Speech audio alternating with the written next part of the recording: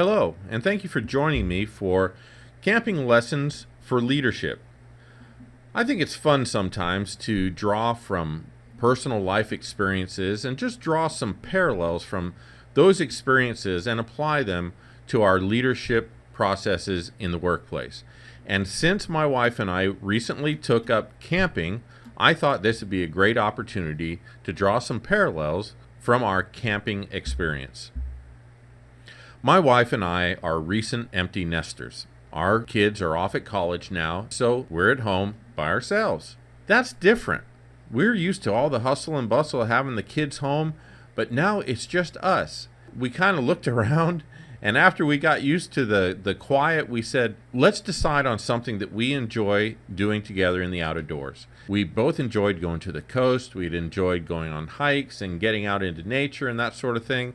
We thought to ourselves, camping would be a great way for us to get out and enjoy some activities as a family.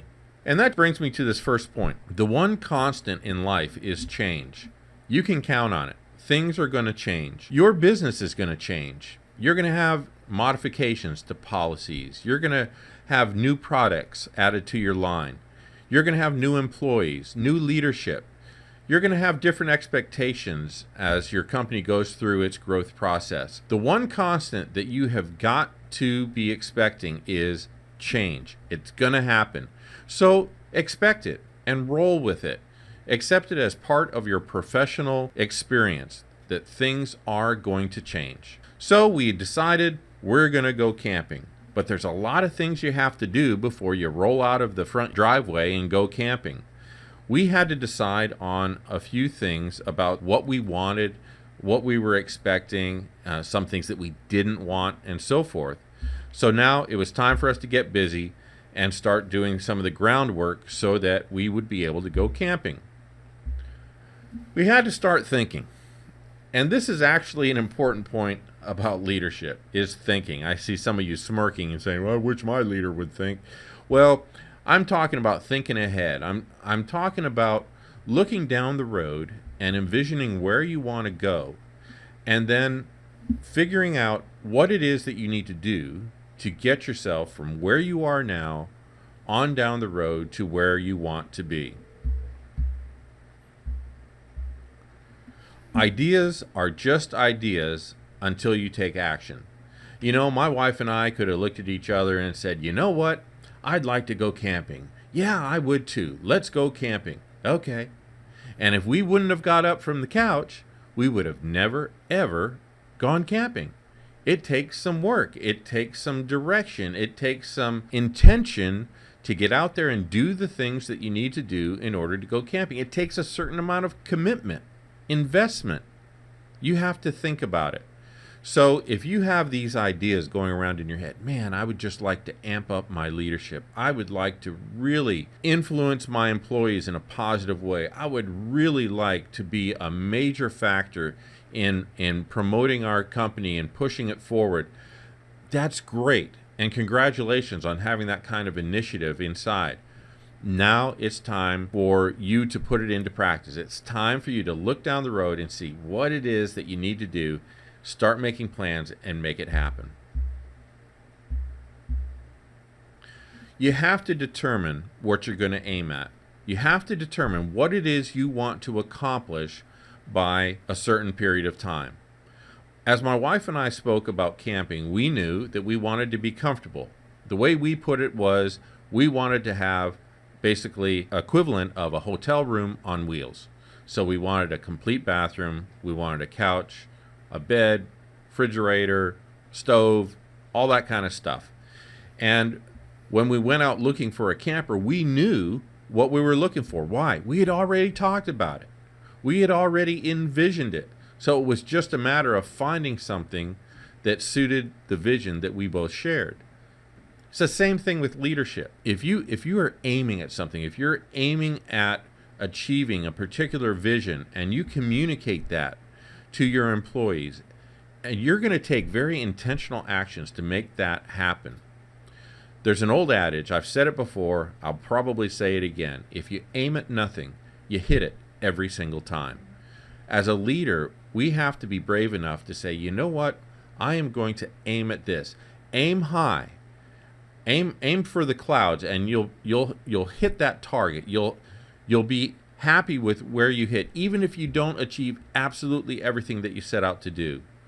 Set those goals high, and then determine what your goal is going to be, and determine to hit it. Well, when it comes to leadership, there's a lot of things that you could do. And when it comes to campers, there's a lot of things that you could get, depending on how fat your wallet is. Well, we had a skinny wallet, so we had to determine the things that were essentials to us and the things that we didn't need or that we didn't want. And as we started looking at campers, wow, there are so many different kinds. If you've ever gone to a camping showroom or to one of the sales places and you've looked inside these campers, there are as many different kinds of campers as there are people looking for them. There's those pop-up kinds that are really kind of small and just kind of bare bones. Then you have ones that are hybrids. They're kind of a hard shell and they've got a pop out. Then you've got complete hard shell ones that have slide outs, ones that don't have slide outs, ones that have bunks, ones that don't have bunks. All kinds of amenities that are included or left out. All kinds of weights and configurations. So if you went out to one of these showrooms and you didn't have any idea what you wanted, my goodness, you would just be overwhelmed. But we knew exactly what we wanted, and we knew when we found it. We knew when we saw that camper that met all the criteria that we had set. In leadership, set precise goals. When I say a precise goal, that means that it has to be measurable. It has to be an amount. It has to be a time frame. It has to be a date. Something that you can sink your teeth into. Something that you know when it is accomplished. You can measure it. You can say, yes, we did it, or no, we didn't do it. It can't be ambiguous, in other words. So you will know when you reach that goal. The other reason to have specific goals is you can motivate your employees effectively if you're aiming at something solid. If you're aiming at a production level of 200 of a certain kind of product, you're going to know how many you have to go. You're going to know if you hit the target. You're going to know if you exceed your target amount of production. Do you see what I'm saying? Have a checklist of things that you want to see. Also, it is just as important to know what you don't want to see. I'm sure that if you're in production, you don't want to see wasted time, wasted effort, wasted work hours on things that don't contribute to the ultimate goal. So what am I saying here? Having specific goals is going to focus the energy of your team to accomplish your goals. So I think you can see that having a checklist of things that you want to accomplish in precise, measurable terms, in specific terms, is going to help you in your leadership pursuits. So getting back to camping, my wife and I set certain standards. We said we wanted protection from the elements. We wanted to be able to prepare meals in the camper and be able to eat there so we didn't have to go out. And we also wanted to have the ability to take part in some activities like riding bicycles or going on hikes or seeing the sights, those sorts of things. So those were our criteria that we needed to be able to do with the camper that we were going to get. Now this word works on two levels, and let me explain what I mean. Focus, as we just explained, will help to concentrate all the energy of your team to the goal. I'm sure at some point as a kid you had a magnifying glass and you went out in the sun and you focused that beam on a leaf or a blade of grass or something like that, and you saw how just that little bit of the sun's energy concentrated would actually start a fire. It's the same thing with your team. There's a bunch of energy represented by your team, and it takes a leader to focus that energy on the right things. Your employees are looking to you to provide them with the guidance that they need so that when they put their efforts into their jobs, it's going to result in achieving the goals that you have set. So what does that mean? In order to focus, your employees have to know what your goals are. You have to talk to them. Just like my wife and I had to discuss the things that were important to us in going camping and what we wanted, what we didn't want, you have to have that same kind of talk with your employees. These are the things that I want. These are the things I'm looking for. These are the things that I don't want. These are the things that I'm going to discourage. This is the goal that we're going after, and this is how I want to get there. When you're all pushing in the same direction, you're going to find that the amount of effectiveness is just increased exponentially. So focus. Now, I said that this worked on 2 levels. Well, the car that we had before was a Ford Focus. And I think you know, if you're familiar with a Ford Focus, it ain't gonna tow a trailer. So we knew that for us to go camping, we were gonna have to trade in that Focus for a pickup truck that would be able to heft a camper up and down those hills that we were going to be traveling over. So focus your employees, and we traded in the Focus and got ourselves a pickup truck. So we had the pickup truck. You can't just put a ball on the end of the truck and hook a trailer to it. It doesn't work that way. So we had to get a rather advanced kind of a hitch put on to the truck. It had to be professionally installed, and it was capable of handling the weight of the trailer. As a leader, you have to take steps in order to handle the responsibility of your team. And what does that mean? The reason why you have to have a special hitch is it distributes the weight. You don't see it in this picture here, but there are things called sway bars. And the sway bars angle back from the hitch on the truck. And what they do is they keep that trailer from getting out of control.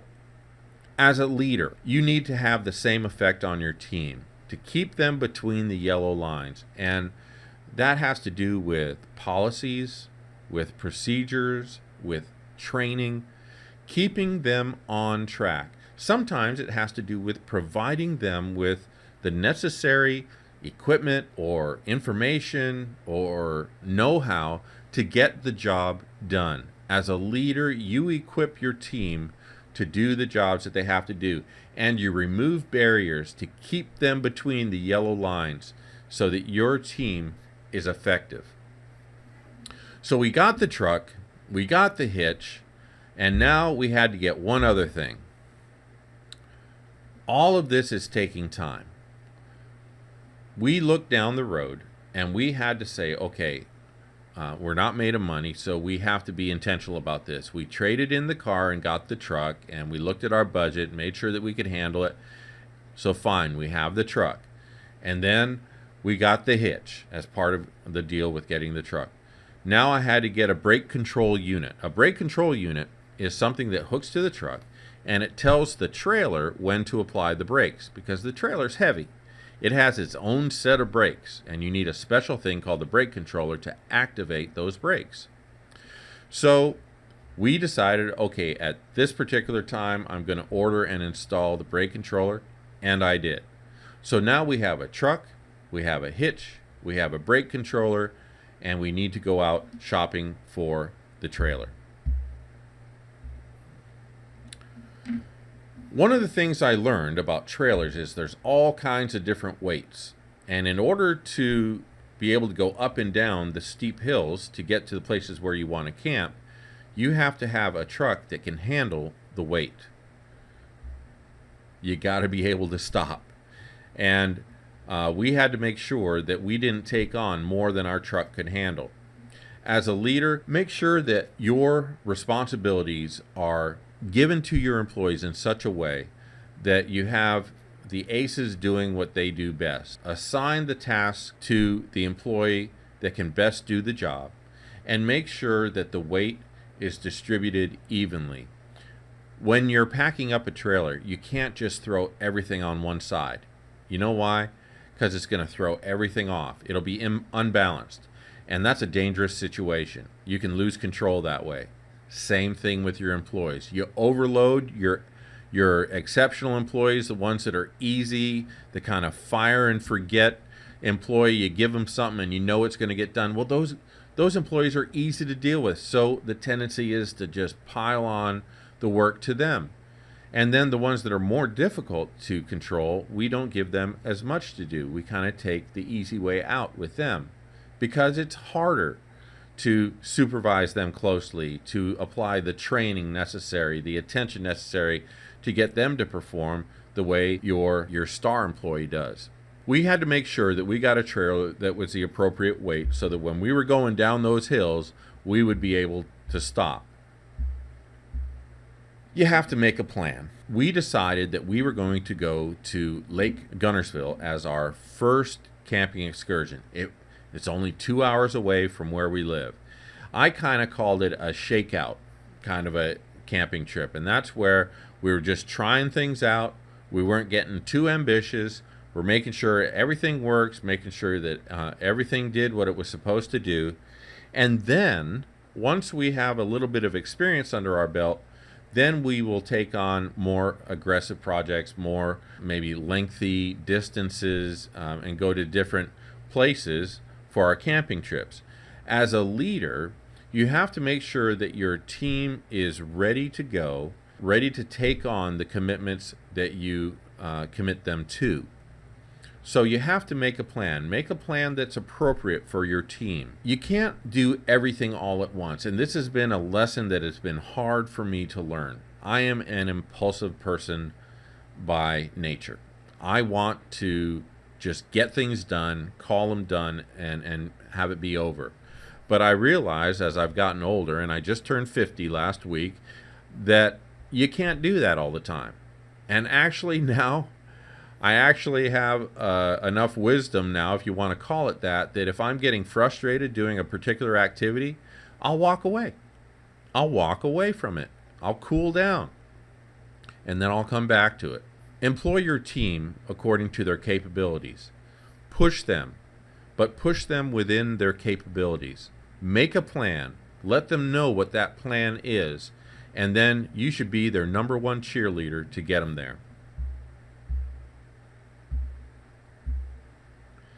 I learned that there are certain things at the campgrounds that are campground etiquette. There are some things that you don't want to do, and one is to make noise at certain times. Our campground had a standard that between the hours of 10 p.m. and 6 a.m., things were to be relatively quiet. Now, you can't stop a dog from occasionally barking or something like that if they hear something outside, but by and large, everybody kept things quiet. And why was that? It's consideration. It's so everybody can sleep. You don't litter. Why is that? Well, you want to keep things nice for everybody else. They're coming out there to camp and they don't want to look at the trash and they don't want to have to pick it up. You don't want to, make them do your work. So you pick up after yourself. Everyone pulls their weight and puts stuff away the way it's supposed to be, and then everybody's happy. And you want to be nice. You don't want to be like this little guy. You want to be nice. And one of the things is you want to be nice, but you don't want to be nosy. Our campgrounds they're spaced apart, but you could just walk over to another person's campground, but you don't do that unless invited. Why? Because that's their area. That's their place. And it'd be kind of an intrusion to just go walking on in there unannounced into a person's space. But if you're walking down the road and you bump into people or you're having some dinner and somebody waves at you, says hi or something, and you start up a conversation, that's a time to be friendly and to shoot the breeze and to make some great friendships. So you kind of have to have a certain amount of etiquette in order to get along in the campground. Well, how does this apply to leadership? Well, we can't be too noisy as leaders. We can't yell at our employees and expect them to respond well. Sometimes the noise that they need to hear is cheering rather than criticism. Sometimes that criticism needs to be wrapped up in professionalism rather than sarcasm. And you know what I'm talking about there. It's easy to let that edge of anger come through in our tone. And as leaders, we just can't afford to do that. What about litter? Well, we want to make sure that we don't leave some of our tasks undone, and by so doing, make other people have to pick up our slack. Make sure that you do your part. Do your part for the team. As a leader, do your part so that your employees can do theirs. And then the final one, I think, speaks for itself. Nobody likes somebody that's mean. Nobody likes somebody that's sarcastic or biting. Be a nice person. Use common courtesy. And I think that you'll see your employees have a great deal of respect, appreciation, and loyalty as a result. One of the things you have to do when you start camping is you have to anticipate. I have never pulled a trailer like that before, and that's 4 or 5,000 pounds on the back of the truck. And when you have that much weight on your truck and you're towing that, you cannot stop in the same amount of distance as you did before. You have to look ahead and you have to anticipate what's coming up and then take appropriate action. As a leader, it is very clear. You got to look down the road, and instead of being a reactive leader, be a proactive leader. Whenever we are reactive, our choices are never the best. We stress our crews out when we're just reacting to circumstances, and they're looking to you for leadership, and all they're getting is just this melee, this confusion, and this puts everyone on edge. Instead, anticipate. Let your employees know what's coming up. If you know that there's going to be a heavy production week coming up, let them know. Get them psyched up for it. Maybe run some sort of contest during it so that it's more fun and challenging. Do whatever you can in your workplace to keep your employees informed about what's coming up so that they're not surprised. It's a lot easier to handle things when you know they're coming up. One of the things that I've learned in my 23 years of marriage about my wife, Utica, is I have to let her know what I'm thinking before I just say, hey, let's go ahead and do such and such. The other day, we had to go to Atlanta to pick up somebody. We were going to Atlanta, and I thought it'd be nice to stop at one of our favorite shops there. And I thought, well, I could just, on the way there, I could just say, hey, why don't we go to such and such? But I knew that wasn't the thing to do, not with her. So earlier that morning, I said, hey, I was just thinking, we're going there anyways. Maybe it'd be nice to stop at such and such. And she thought about it, and she said, yeah, that'd be a great idea. And we had a wonderful time, and it turned out very well. But why did that happen? I guarantee you, if I would have said it on the way there, I would have got a negative reaction. Anticipation.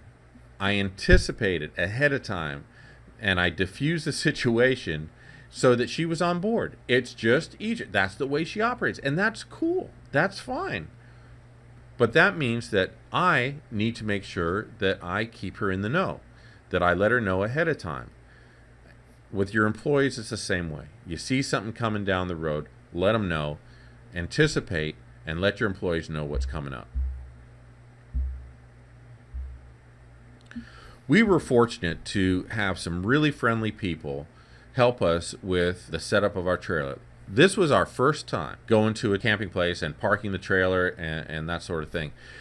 So when we got there, I let them know, hey, we're newbies. We this is the first time coming to a place like this. A fellow named Don helped us, and he actually helped guide me back, so I was able to back the trailer in correctly and align it correctly. Took a couple tries and we got it, but he was very encouraging. He wasn't sarcastic. He wasn't condescending. He was friendly. He was cheerful. He was informative, and he just made the entire experience stress-free. Really, he didn't make me feel stupid or anything like that. And he could have. He's got a lot of experience, years and years of experience, and he could have said, man, you're stupid. This is just backing up a trailer. You should be able to do this. But he didn't do that. He could have, but he didn't. Instead, he made it a very positive experience for me, and I really appreciated it. What kind of lessons can we take from that circumstance to apply to leadership? Talk to people who have experience. Talk to people who have shown a good degree of success in leadership and find out why they were successful. When I was trying to learn about camping, I did a lot of research. I went on the internet and I checked on Google and I checked YouTube and blogs and all that kind of thing to find out what works and what doesn't. I talked to people that had experience and I learned a lot of things. Now, there's no learning like actually doing it, but the experience can be far less stressful if you go into it with some knowledge rather than just kind of reacting like I was talking about before. Get on the computer. There's just a wealth of information there on leadership. Read books, take a course, get in on some seminars, talk with some people that have experience, and add to your leadership skills. Always be moving forward. Never stay in the same place, because you know what? Things are always going to change. And if things change, that means that yesterday's knowledge isn't going to cut it with today's situation. Things are going to change, and that means that we have to be constantly developing along with them. Do your homework and put your back into it. And what I mean by this is when you're doing that research, do you remember doing homework in high school? You remember when you had an assignment that you left to the last minute and you had to just get it done and you just threw something together? You knew it'd be a passing grade, but man, it certainly wasn't your best work. We can do that with leadership. We can just get by. We can react. We can just show up and make it through the day and then go home. Or we can put our back into it. We can do our best. And I want to encourage you. I want to challenge you going into 2016 and forward. Put your back into it. Learn what's going to work with your team. Take it seriously. Be a professional. Take pride in your work. And I think that you're going to see dividends pay off as you go along. Well, Don taught me a bunch of things about getting that trailer set up. But you know what? Even Don, in all of his experience, forgot something. And I forgot it too. I knew I needed to do it. And that was chalk blocks. Why do you use chalk blocks? Well, obviously it's to keep the camper from rolling away. So when we found that we didn't have the chalk blocks, I just said, hey, kind of forgot an obvious thing here. Time to put in the chalk blocks. So I grabbed them out of the storage, put them in, and corrected the situation. You are going to make mistakes. It's going to happen. I guarantee you, you're going to make mistakes. It's going to happen. Learn, fix it, move on. As a leader, you can't let mistakes trip you up. You're going to make mistakes. Now, your employees know when you're faking it and when you're being sincere. Most of the time, they know that. So when you make a mistake, do you think that if you just fake it and they see you faking it, that's going to encourage a great deal of confidence and loyalty? No. But if you own up to it and you say, you know what? I got that one wrong. I got that wrong. But a lesson learned. We won't do that again. That is going to instill in your employees a sense of responsibility, taking responsibility for their actions, because they are going to listen more to what you do than what you say. You're going to make mistakes. Learn from them, fix them, and move on. Have a sense of humor. Have you ever gone on a trip and the person that was driving the car was just ill? They were grumpy the whole way. They were grumpy with traffic. They're grumpy with the red lights. They're grumpy at the noise coming from the back seat. They're grumpy with the instructions. They're grumpy with the fast food. Everything is a hassle. And when you get to your destination, you feel like you've been beat with a stick because you've been around all this negativity. I determined right from the outset that was not going to be me. I was not going to get grumpy. I was not going to be upset about things if they went somewhat wrong. And you know what? As I talked to more experienced campers, one of the things that they said to me is, you will always forget something. You'll always forget something. So you laugh it off. Go to Walmart or go to Publix or go to an outfitter store and get whatever you need and move on. But have a sense of humor about it. After all, you're going camping, right? At work, Having a sense of humor can diffuse many situations that otherwise could be very tense. Now, we don't want to be glib. We don't want to be playful when it's time to be serious. That's not what I'm talking about here. But I'm saying sometimes we got to laugh at ourselves and say, man, I was a bonehead. I just got that one wrong. And have a sense of humor and just laugh it off. It's going to help you to relieve stress. It's going to help you to get through your day with more energy. Have a sense of humor. It'll help your employees too when they know that you don't take yourself so seriously and that you have the ability to laugh about things. Well, after all that, there we were, looking at Lake Gunnersville, cooking up some bass that I had caught off the dock and roasting hot dogs, and we were there. We were doing it. We were camping and having a good time. We learned a lot, had a great time. Actually, you know what? We had a great time on the way up. We had a great time while we were there, and we had a great time on the way back. The journey matters. So make your leadership journey count. Take it serious. Commit yourself as we enter into this new year to take it up a notch. Let your leadership be excellent. Have an impact in your company. You can, You really can. Take it seriously. And why? Not to impress your boss. Do it because you're proud of your work. You're proud of the product and the services that you produce. We're going to go camping here and there. You'll probably see us on the road, tooling along. And undoubtedly, we're going to have a couple of situations where things get a little squirrely.